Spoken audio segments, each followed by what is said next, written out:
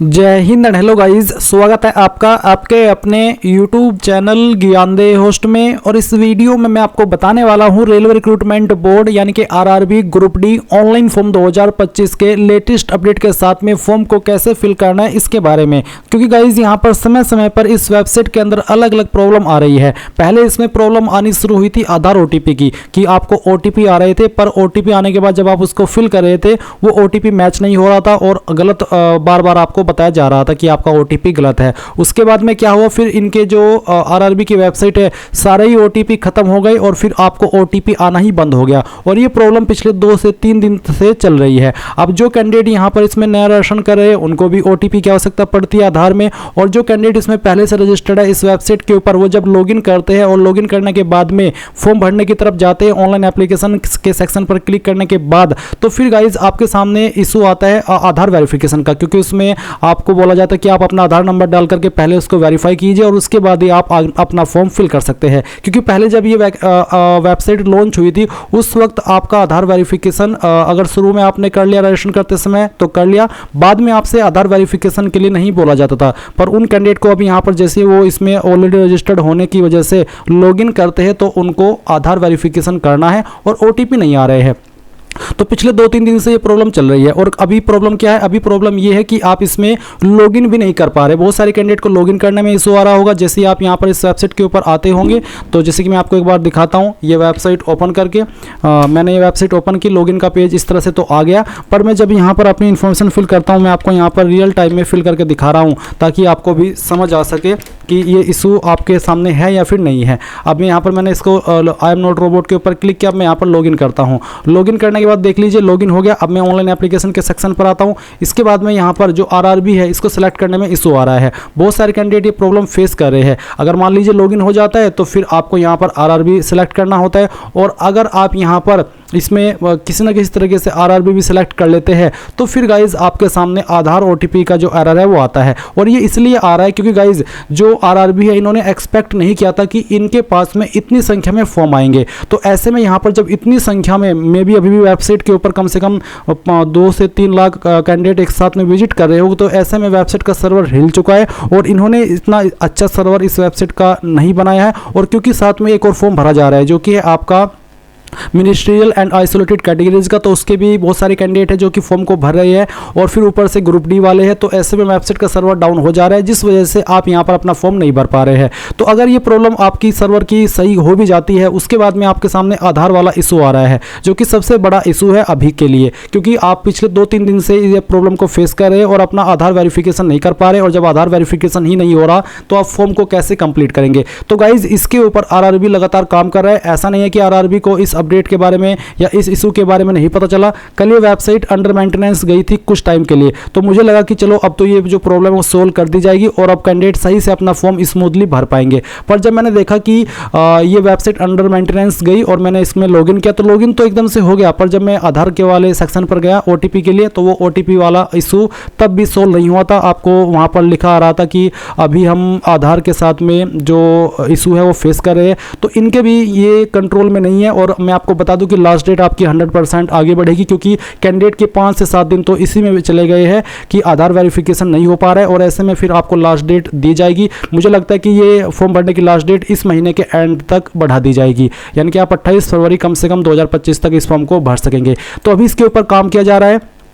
अभी तक इसका कोई भी ऐसा सटीक सॉल्यूशन नहीं मिला है आरआरबी को भी। और बहुत सारे आप वीडियोस देख रहे होंगे यूट्यूब के ऊपर कि जनरेट ऐसे करे OTP, वैसे करे, ये ऐसे OTP आएगा, वैसे OTP आएगा। तो बिल्कुल भी नहीं आएगा क्योंकि ये किसी एक कैंडिडेट के सामने प्रॉब्लम नहीं है, ये सभी के सामने आ रही है। ऐसा नहीं है कि बहुत सौ को सेंड किया जा रहा है और आप ही को नहीं किया जा रहा, तो ऐसा बिल्कुल नहीं है। किसी को भी OTP नहीं आ रहा है, किसी के भी सामने यहाँ पर इस तरह से जानकारी लोड नहीं हो रही है। तो जैसे ये इशू सोल्व होगा तो आपको कैसे फॉर्म को भरना है, कैसे आपको रजिस्ट्रेशन करना है, उसकी पूरी जानकारी अब आपको यहाँ पर इस वीडियो में दी जाएगी। क्योंकि क्या पता इस वीडियो को आप इस इशू को सोल्व होने के बाद में देख रहे हो तो आप आगे वीडियो को देख करके अपना फॉर्म भर लीजिएगा। और ये जो इशू है अगर ये आ रहा है तो आपको थोड़ा सा वेट कर लेना है और जैसे इशू सोल्व होगा उसके बारे में अलग से एक और वीडियो बना करके आपको बता दिया जाएगा। और आप चिंता मत करिए, आपका फॉर्म 100% भरा जाएगा। मेरी दुआ है, मेरी कामना है कि आप अपना फॉर्म भरें और आपका फिर इसमें नंबर भी आए। जैसे कि अभी आप देख लीजिए, मैंने रिफ्रेश किया, मेरे सामने यहाँ पर जोन लोड हो गई है। और जो कैंडिडेट दिल्ली जोन के अंदर भरना चाहते हैं उनको चंडीगढ़ सेलेक्ट करना होगा क्योंकि दिल्ली जोन की सारी वैकेंसी चंडीगढ़ जोन के अंदर शिफ्ट कर दी गई है। अब आप यहाँ पर जैसे कि इसके ऊपर क्लिक करते हैं और फिर नेक्स्ट करते हैं। नेक्स्ट करने के बाद में यहाँ पर गाइज फिर से लोडिंग हो रही है और यही वाला इशू है जिसके बारे में बात कर रहा हूँ। इसी को आप सर्वर इशू कहते हैं, जो कि ज़्यादा ट्रैफिक होने की वजह से वेबसाइट के ऊपर आता है।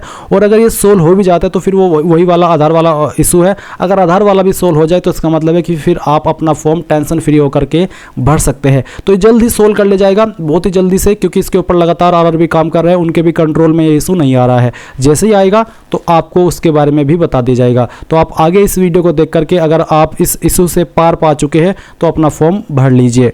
एंड देन आपको नोट करके यहाँ पर यही बोला जा रहा है कि हाँ, अगर आपने CN का कोई भी फॉर्म RRB ने जो 2024 के अंदर जारी किया था वो भरा था तो आपको नया रजिस्ट्रेशन करने की आवश्यकता नहीं है। पर अगर आप इस वाले पेज पर आए हैं तो इसका मतलब है कि आप फ्रेशर है, आपने इस वेबसाइट का इस्तेमाल करके कोई फॉर्म नहीं भरा, तो आप यहाँ से ओके कर दीजिए। अब आप यहाँ पर देखेंगे कि आपको कंट्री ऑफ नेशनलिटी की जानकारी देनी है, तो आप अगर इंडियन है तो आप इंडिया सेलेक्ट कर लीजिए। इसके बाद में गाइज आप यहाँ पर जो आपका फुल नेम है वो एंटर करेंगे 10th के सर्टिफिकेट के अकॉर्डिंग, और ये पूरा नाम आपको यहाँ पर एंटर करना है 10th के सर्टिफिकेट के अकॉर्डिंग ही, नहीं तो आपको बाद में प्रॉब्लम फेस करनी पड़ सकती है। फिर आप यहाँ पर आपका पूरा नाम दोबारा डाल करके वेरीफाई कर देंगे। अब आपसे पूछेगी क्या आपने कभी आपका नाम बदला है 10वीं के बाद में, अगर हाँ तो यस, नहीं तो आप नो करेंगे। नो करने के बाद आपका जो डेट ऑफ बर्थ है वो आप यहाँ पर कैलेंडर के ऊपर क्लिक करके सिलेक्ट करेंगे, पहले ईयर, उसके बाद में आपका जो भी मंथ है वो सिलेक्ट कर लेंगे और फिर यहाँ से डे, तो आपका डेट ऑफ बर्थ आ जाएगा। डेट ऑफ बर्थ को आप यहाँ पर दोबारा सिलेक्ट करके या फिर दोबारा से खुद से भी भर सकते हैं, जैसे कि मैं आपको यहाँ पर भर करके दिखा रहा हूँ। तो इस तरह से आप यहाँ पर जो आपका डेट ऑफ बर्थ है वो एंटर कर दीजिएगा। इसके बाद में आप यहाँ पर देखेंगे सिलेक्ट जेंडर, तो आपको आपका जेंडर सिलेक्ट करना है, मेल, फीमेल या फिर ट्रांसजेंडर, और उसके बाद आप जेंडर को दोबारा सिलेक्ट करके वेरीफाई कर लेंगे। फिर आप यहाँ पर फादर नेम डालेंगे। फादर नेम भी आपको 10th के सर्टिफिकेट के अकॉर्डिंग ही भरना है और उसको दोबारा डाल करके यहाँ पर वेरीफाई कर देना है। इसके बाद गाइज आप यहाँ पर नीचे देखेंगे मदर नेम, तो आपको आपकी माताजी का नाम यहाँ पर एंटर करना है, माताजी का नाम दोबारा डाल करके आपको वेरीफाई कर देना है। फिर कॉन्टैक्ट डिटेल में आप आपका ईमेल एड्रेस डालेंगे, जनरेट ईमेल OTP पर क्लिक करेंगे, आपको आपकी ईमेल चेक कर लेनी है और फिर उसके ऊपर जो OTP आएगा वो यहाँ पर आपको डाल देना है। उसके बाद सेम तरीके से नंबर डालेंगे जो आप रजिस्टर करना चाहते हैं। उसके बाद जनरेट मोबाइल OTP करेंगे, आपके नंबर के ऊपर एक OTP जाएगा जो कि आपको यहाँ पर डाल देना है। फिर नीचे आएगा आधार वेरिफिकेशन, तो please enter your Aadhaar card number virtual ID। आप यहाँ पर आपका आधार कार्ड का नंबर भी दे सकते हैं या फिर जो आपकी वर्चुअल ID होती है वो भी आप यहाँ पर दे सकते हैं। ये डालने के बाद आप जनरेट आधार OTP इसके ऊपर क्लिक करेंगे, आपके नंबर के ऊपर जो आधार के साथ में लिंक है एक OTP जाएगा जो कि आप यहाँ पर डाल देंगे और फिर वेरीफाई कर देंगे। मान लीजिए आपके पास आधार कार्ड नहीं है तो आप I do not have Aadhaar card इसके ऊपर क्लिक करेंगे और आपको बोला है कि candidate are advise to do Aadhaar validation for smooth entry at the examination centre. RRB will not share your Aadhaar detail with any third party और use them for any purpose other than the objectives of this CN। यानी कि RRB आपके आधार का कोई misuse नहीं करेगा। अगर आपके पास आधार है तो फिर आप आधार का ही इस्तेमाल करें। तो आप यहाँ पर ये जब आधार वेरिफिकेशन कर लेंगे तो इसके ऊपर टिक कर दीजिएगा। इसके ऊपर टिक करने के बाद आप एक पासवर्ड क्रिएट करेंगे। पासवर्ड आपका कैसा हो उसका एग्जांपल आप यहाँ पर जान लीजिए। आपके पासवर्ड के अंदर इंग्लिश का कैपिटल लेटर, स्मॉल लेटर, कोई एक स्पेशल कैरेक्टर और साथ ही आपको डिजिट का इस्तेमाल करना है। कुछ इस तरह का पासवर्ड आप बना लेंगे और उसको दोबारा डाल करके वेरीफाई कर देंगे। फिर आई एम नॉट रोबोट के ऊपर क्लिक करेंगे और preview and create an account इसके ऊपर क्लिक करेंगे।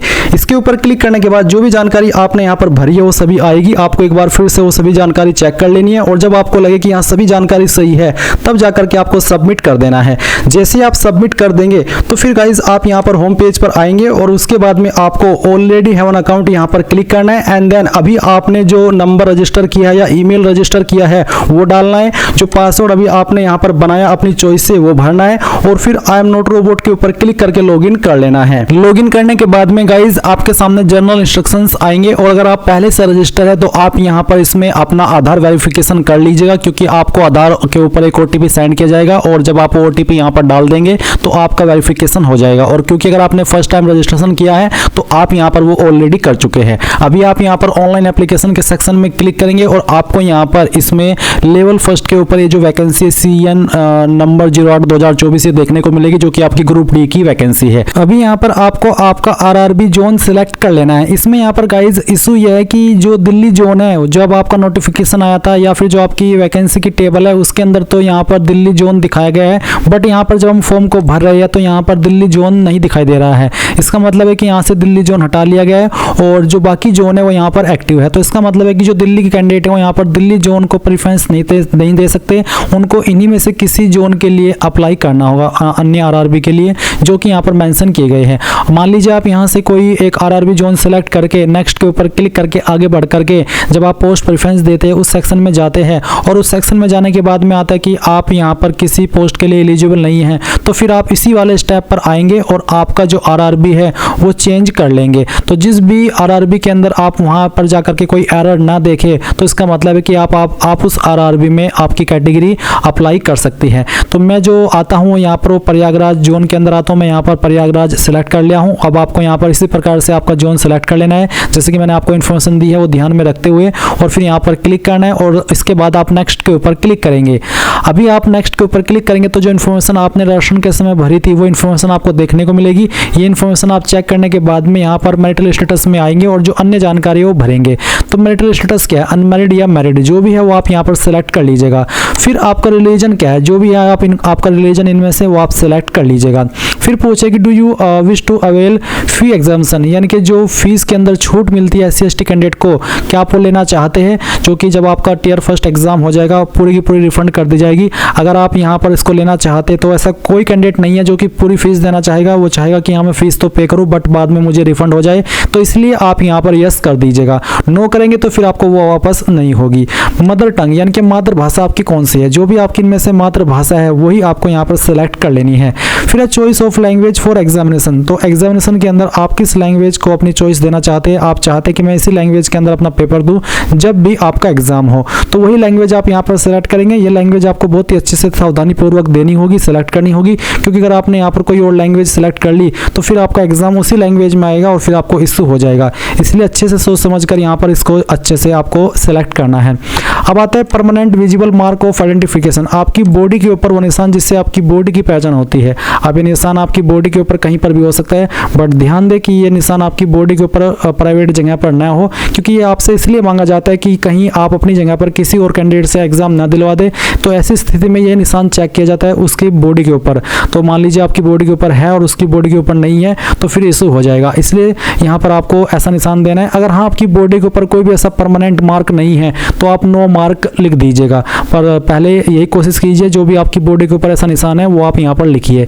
फिर है permanent visible mark of identification two, अगर आपकी बॉडी के ऊपर एक से ज़्यादा मार्क है ऐसे तो आप यहाँ पर उस दूसरे मार्क के बारे में लिख दे, नहीं तो आप नो मार्क लिख दीजिएगा। अब आती है caste category, general, SC ST OBC या फिर EWS। तो अभी जैसे कि अगर आप OBC है तो OBC सेलेक्ट करने पर आपसे पूछे कि क्या आप क्रीमी लेयर में do you come under OBC non creamy layer, अगर नॉन क्रीमी लेयर में आप आते हैं तो आप यहाँ पर नो करेंगे, अगर आप नहीं आते हैं तो आप यहाँ पर यस कर देंगे। यस करने के बाद में आपको यहाँ पर अपनी कास्ट का नाम देना होगा जो कि आपके कास्ट कैटेगरी सर्टिफिकेट में देखने को मिल जाएगा। फिर जो कम्युनिटी सर्टिफिकेट नंबर है जो कि आपको आपके कास्ट कैटेगरी सर्टिफिकेट में मिलेगा वो आप यहाँ पर डाल देंगे।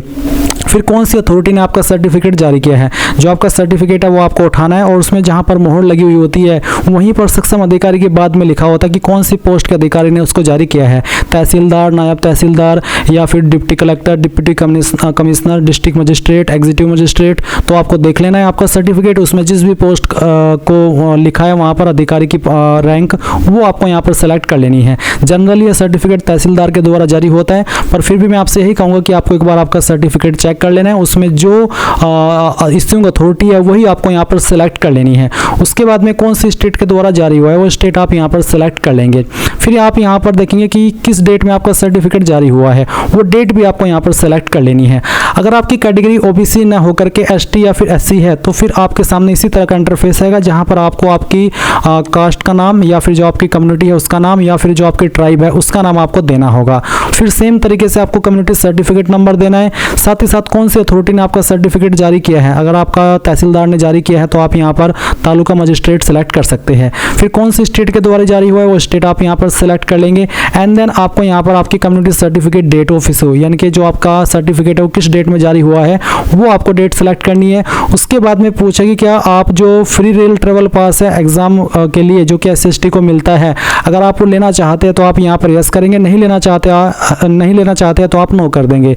लेना चाह रहे हैं तो यस करने के बाद में जो आपका नज़दीकी रेलवे स्टेशन है उसका नाम आपको यहाँ पर देना होगा और फिर जो आपका कास्ट सर्टिफिकेट है वो आपको अपलोड भी करना है। उसका फॉर्मेट PDF का रखा है और अगर ये इमेज के अंदर है तो आप गूगल के अंदर आइएगा और आपको सर्च करना है इमेज टू PDF। मैं आपको दिखा रहा हूँ, इमेज टू PDF आप सर्च करेंगे, ओपन करेंगे पहले वाली वेबसाइट और जो आपका कास्ट कैटेगरी सर्टिफिकेट है वो आपको स्कैन कर लेना है। स्कैन करने के बाद में उस इमेज को आपको यहाँ पर सिलेक्ट करना है, फिर ओपन करना है और इस तरह से आप कन्वर्ट टू PDF करेंगे तो वो फाइल आपकी PDF के अंदर कन्वर्ट हो जाएगी। एंड फिर आप यहाँ पर उसको अपलोड डॉक्यूमेंट के ऊपर क्लिक करके यहाँ पर अपलोड कर देंगे। अब इसके बाद में गाइज आप यहाँ पर देखेंगे पोस्टल एड्रेस डिटेल। तो आपका एक तरफ है परजेंट एड्रेस और दूसरी तरफ है आपका परमानेंट एड्रेस। तो जो आपका परजेंट एड्रेस है वो आप भरेंगे, पहले आप आपकी स्टेट सेलेक्ट कर लेंगे, फिर यहाँ से आपकी डिस्ट्रिक्ट, उसके बाद में जो आपका एड्रेस है वो आप यहाँ पर लिख देंगे, फिर जो आपकी परजेंट सिटी है या फिर आपका मेन टाउन है, मेजर टाउन है वो आप यहाँ पर लिख देंगे। आपका पिन कोड क्या है वो भी आप यहाँ पर डाल देंगे। अगर आपका परजेंट और परमानेंट एड्रेस सेम है, अलग अलग नहीं है, तो आप इस बॉक्स को टिक कर दीजिएगा। अगर आपका परजेंट और परमानेंट एड्रेस अलग अलग है तो अनटिक करके अलग से अपना परमानेंट एड्रेस भर दीजिएगा। उसके बाद आप सेव करेंगे और फिर आप नेक्स्ट के ऊपर क्लिक कर देंगे। इसके बाद में गाइज आपके सामने यहाँ पर जो अदर डिटेल है वो आ जाएगी, जहाँ पर आपसे सबसे पहले पूछे कि क्या आप एक्स सर्विसमैन हैं, अगर हाँ तो यस, नहीं तो आप नो करेंगे। फिर पूछेगी कि आप विकलांग हैं, अगर आप विकलांग हैं तो आप इस वाले ऑप्शन में यस करिएगा, नहीं तो आपको नो करना है। फिर पूछेगी do you need a scribe if your writing ability is affected in accordance with provision mentioned in para number 11। यानी कि जो आप लिखने की आपकी कला है, क्या आपको कोई प्रॉब्लम है, आपको स्क्राइब चाहिए, तो अगर आप ऐसे कैंडिडेट हैं और इस अकॉर्डेंस इस प्रोविज़न के तहत और आपको इसमें बेसिकली है कि आपको हाथ में कोई इशू है शुरू से ही, तो अगर आप ऐसे कैंडिडेट हैं इसमें आप यस करिएगा। अगर आप बिल्कुल ठीक है ऊपर वाले की कृपा से तो आप इसमें नो कर दीजिएगा। नो करने के बाद में नीचे की तरफ आएंगे तो देखेंगे कि क्या आप इकोनॉमिकली बैकवर्ड क्लास से आते हैं। अगर आप आते हैं और आपके पास ABC सर्टिफिकेट है तो आप यस करिए, नहीं तो आपको नो करना है। फिर पूछेगी क्या आप एक एम्प्लॉय है इंडियन रेलवेज के, अगर हाँ तो यस, नहीं तो यहाँ पर भी आपको नो करना होगा। फिर गाइज यहाँ पर आपके सामने है name of the current department organisation. तो करंट डिपार्टमेंट ऑर्गेनाइजेशन अगर आपका कोई है जैसे कि सेंट्रल गवर्नमेंट, स्टेट गवर्नमेंट या फिर पब्लिक सेक्टर अंडरटेकिंग तो आप सिलेक्ट कर लें। अगर आप बेरोजगार है, कोई जॉब नहीं कर रहे, कोई छोटी मोटी जॉब वैसे ही कर रहे हैं तो आप यहाँ पर नॉट एप्लीकेबल सिलेक्ट कर ले। फिर यहाँ पर पूछे कि are you a course completed act apprentice in railway establishments and processing NAC guaranteed by NCVT। यानी कि क्या आपने यहाँ पर एक्ट अप्रेंटिस कर ली है रेलवे एस्टेब्लिशमेंट यानी कि किसी भी रेलवे ऑर्गेनाइजेशन से और यहाँ पर अभी NAC गारंट आपको होने वाला है NCVT के द्वारा। अगर हाँ तो अगर आप इसमें ऐसे कैंडिडेट है और आपको ये चीज़ होने वाली है तो आप यस करिए। अगर आपके पास नहीं है, आपने रेलवे अप्रेंटिस नहीं की है कहीं से भी रेलवे के डिपार्टमेंट से, तो आप इसमें नो कर दीजिएगा। फिर यहाँ पर आपके सामने बैंक अकाउंट की इन्फॉर्मेशन आएगी, तो आप पहले तो उस नाम को यहाँ पर एंटर करेंगे जिसके नाम पर आपका बैंक अकाउंट है। आप खुद का भी बैंक अकाउंट दे सकते हैं और अगर आप किसी अपनी फैमिली मेंबर का देना चाहे तो आप वो भी दे सकते हैं। तो बैंक अकाउंट के अंदर क्या नाम है वो नाम आप यहाँ पर लिखिएगा। उसके बाद में यहाँ पर जो अकाउंट नंबर है वो आप डाल दीजिएगा और फिर गाइज आप यहाँ पर इसमें दोबारा उस नंबर को डाल देंगे और डालने के बाद में नीचे आप देखेंगे refund of fee bank IFSC code. तो जो आपके बैंक का IFSC कोड है वो आप डालिएगा। ये आपको आपकी पासबुक के ऊपर मिल जाएगा, आपके चेकबुक के ऊपर मिल जाएगा, या फिर आप गूगल के अंदर अपने बैंक का नाम लिखिए जैसे कि स्टेट बैंक ऑफ इंडिया, फिर वो जहाँ पर है जैसे कि मान लीजिए सहारनपुर में है, मैं सहारनपुर से हूँ तो मैं सहारनपुर लिखूंगा और उसके बाद में लिखूंगा IFSC कोड। तो आप इसको ऑनलाइन भी सर्च कर सकते हैं, ये ऑनलाइन भी मिल जाता है। ऐसा नहीं है कि आपकी पासबुक या चेकबुक के ऊपर ही मिलेगा, या फिर आप अपनी ब्रांच में कॉल करके जा करके अगर आपको नहीं मिल रहा है ऑनलाइन भी, आपको डाउट हो रहा है कि ये कहीं मैं गलत तो नहीं भर दूं, तो आप इसको वहां से भी प्राप्त कर सकते हैं। जैसे ही आप IFSC कोड यहाँ पर डालेंगे, कंफर्म करेंगे, तो ऑटोमेटिकली आपके बैंक का नाम और साथ ही साथ आपकी बैंक का एड्रेस यहाँ पर फैच कर ले जाएगा। फिर आप सेव करेंगे और उसके बाद में आप नेक्स्ट के ऊपर क्लिक कर देंगे। इसके बाद गाइज आपके सामने यहाँ पर क्वालिफिकेशन की जानकारी आ चुकी है। तो मैंने पहले से राशन करके रखा है, इसलिए मेरी 10वीं की इन्फॉर्मेशन यहाँ पर पहले से ही ऐड है। आप यहाँ पर शुरू से भरेंगे तो आप सबसे पहले आपकी जो क्वालिफिकेशन है उसमें मैट्रिकुलेशन सेलेक्ट कर लेंगे। फिर स्टेट बताएंगे जहाँ से आपने आपकी 10वीं की है, डिस्ट्रिक्ट बताएंगे जिस डिस्ट्रिक्ट से आपने आपकी 10वीं की है, अपने बोर्ड का नाम यहाँ पर लिख देंगे जिस बोर्ड से आपने आपकी 10वीं की है। उसके अलावा किस डेट में आपने आपके 10वीं को पास किया है वो डेट आप यहाँ पर सेलेक्ट कर लेंगे। 10th का रोल नंबर क्या था वो रोल नंबर आप यहाँ पर एंटर करेंगे। एंड देन पूछा कि SSLC matriculation SSLC 10th class certificate serial number, यानी कि 10वीं का जो सर्टिफिकेट का सीरियल नंबर है वो क्या है वो आप यहाँ पर डाल दीजिएगा। ये आपको आपके 10वीं के सर्टिफिकेट के ऊपर मिल जाएगा। नहीं आपको मिल रहा है, कोई डाउट आ रहा है तो आप कमेंट के माध्यम से पूछ लीजिएगा। उसके बाद आप इसको ऐड करके यहाँ पर ऐड कर देंगे। फिर गाइज आप यहाँ पर देखेंगे क्वालिफिकेशन का सेक्शन। अब अगर आपके पास ITI है तो आप इसमें ITI सेलेक्ट कर लेंगे। वैसे इसमें कंपलसरी रूप में अप्लाई करने के लिए सिर्फ 10वीं ही मांगी है, पर अगर आप ITI रखते हैं, आपने ITI की है और आप उसकी इन्फॉर्मेशन देना चाहते हैं तो आप ITI सेलेक्ट कर लीजिएगा। फिर यहाँ पर एनी डिसिप्लिन सेलेक्ट कर लीजिएगा, चाहे आपका कोई सा भी ट्रेड है आप इसको सेलेक्ट कर लीजिए। फिर जिस स्टेट से आपने आपकी ITI की है वो स्टेट सेलेक्ट कर ले, जिस डिस्ट्रिक्ट से की है वो डिस्ट्रिक्ट सेलेक्ट कर ले। फिर आपने कौन से इंस्टीट्यूट से किया है उस इंस्टीट्यूट का नाम भी आपको यहाँ पर एंटर कर देना है।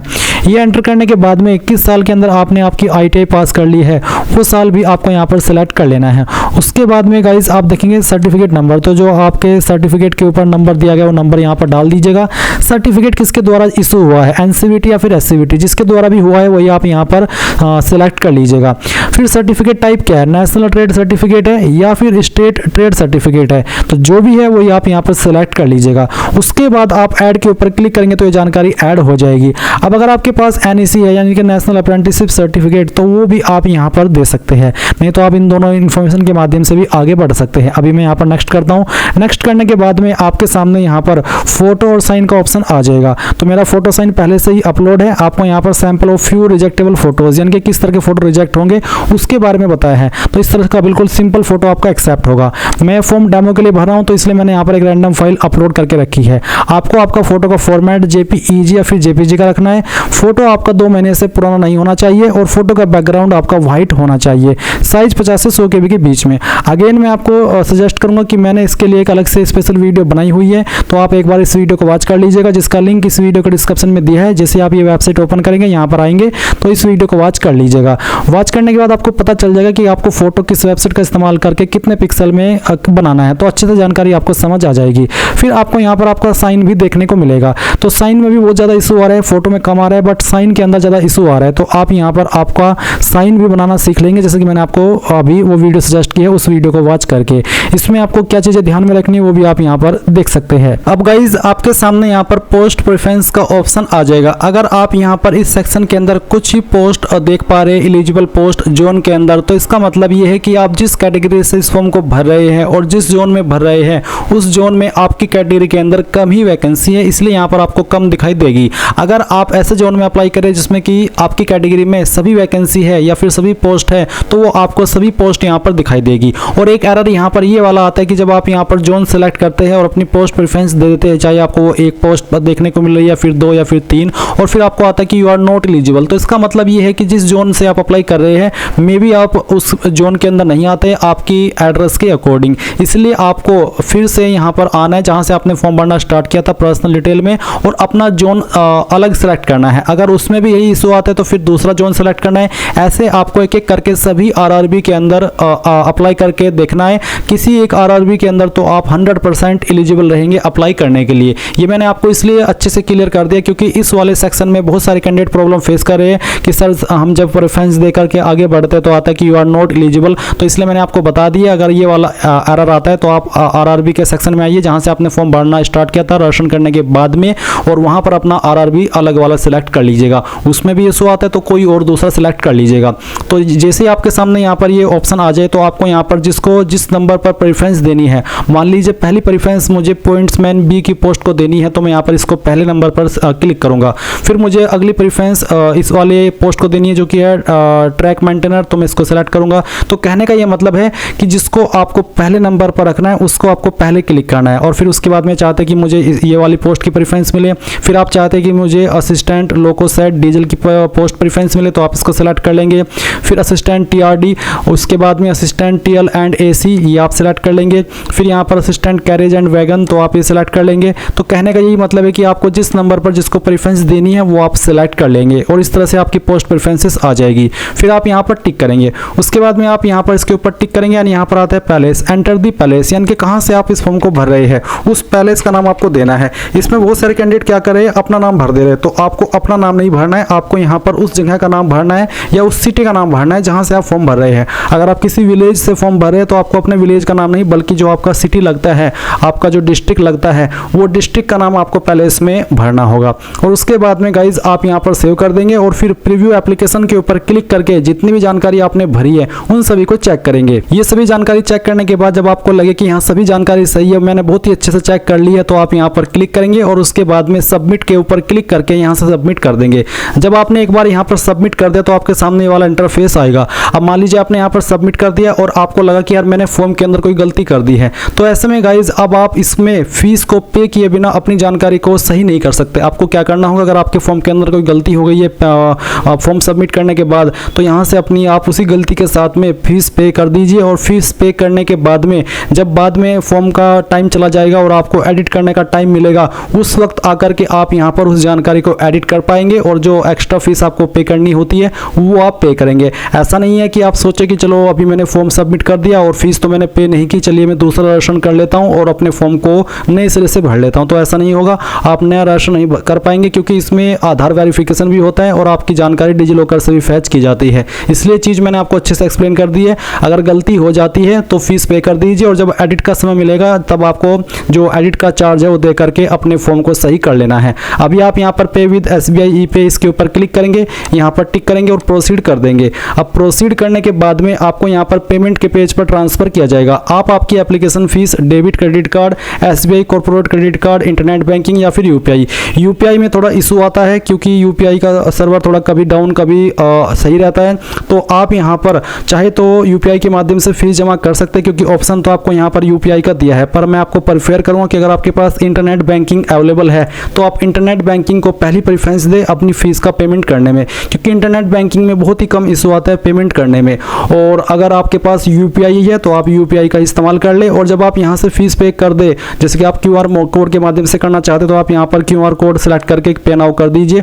और अगर आपकी फीस बैंक अकाउंट से कट हो जाए और आपकी वेबसाइट के ऊपर अपडेट ना हो तो आपको 24 से 48 घंटे का वेट करना है। इस समय के अंदर या तो वो फीस रिफंड होगी या फिर आपको अपडेट वापस इस वेबसाइट के ऊपर अपडेट कर दी जाएगी। तो इस तरह से गाइज आप यहाँ पर आपकी फीस पे करेंगे। अभी यहाँ पर फीस पे करने में थोड़ा इशू आ रहा है, जैसे कि मैं देख पा रहा हूँ।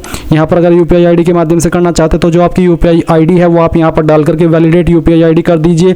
इसके अलावा अगर उसमें भी इशू आता है तो आप इंटरनेट बैंकिंग का इस्तेमाल कर ले, या फिर अगर आपके पास डेबिट या क्रेडिट कार्ड नंबर है तो आप यहाँ पर कार्ड नंबर डाल दीजिए। उसके बाद में कार्ड के ऊपर क्या नाम है वो ऑटोमेटिकली जानकारी फैच कर ली जाएगी और फिर यहाँ पर आपको आपका जो CVC नंबर है वो डाल देना है और पे नाउ के ऊपर क्लिक करना है। तो जैसे ही आपके यहाँ पर फीस जमा हो जाए आपका फॉर्म कंप्लीट माना जाएगा और इसी प्रकार से आप ये फॉर्म भर पाएंगे। मैं इस फॉर्म को डेमो के लिए भर रहा हूँ तो इसलिए मैं फीस पे नहीं कर रहा हूँ, नहीं तो मैं अभी अपनी 100 जो फीस है वो पे करके आपको दिखाता। पर अगर आपको कोई इशू आ रहा है जैसे कि मैंने आपको एक्सप्लेन किया उसके बावजूद भी, तो आप कमेंट के माध्यम से पूछ लीजिएगा। And thanks for watching. जय हिंद।